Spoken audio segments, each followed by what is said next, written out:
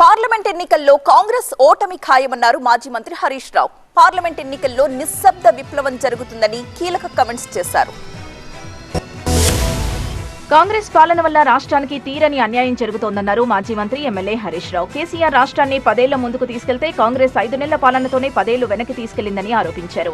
స్వయంగా సీఎం రేవంత్ రెడ్డి రాష్ట్రం దివాలా తీసిందని చెప్పడం వల్ల పెట్టుబడులు వచ్చే అవకాశం ఉందా అని ప్రశ్నించారు హరీష్ రావు. ప్రతిపక్షాల మీద బురద చల్లేందుకు రాష్ట్రం పరువు తీయడం కరెక్ట్ కాదన్నారు. పార్లమెంట్ ఎన్నికల్లో కాంగ్రెస్ బీజేపీ కంటే ఎక్కువ సీట్లు బీఆర్ఎస్ సాధిస్తుందని ధీమా వ్యక్తం చేశారు హరీష్ రావు. తప్పకుండా ఈ పార్లమెంట్ ఎన్నికల్లో కాంగ్రెస్ బీజేపీల కంటే ఎక్కువ సీట్లు బీఆర్ఎస్ పార్టీ సాధిస్తుంది. ఈ రాష్ట్రంలో అత్యధిక సీట్లు బీఆర్ఎస్ పార్టీ సాధిస్తుంది. ఒక నిశ్శబ్ద విప్లవం ఈ రాష్ట్రంలో రాబోతుందనేటువంటిది స్పష్టంగా మాకు కనబడతా ఉంది. ఎందుకంటే ప్రజలు ఇలా మార్పు కోరుకుంటున్నారు. ఈ కాంగ్రెస్ నుంచి మార్పు కోరుకుంటున్నారు.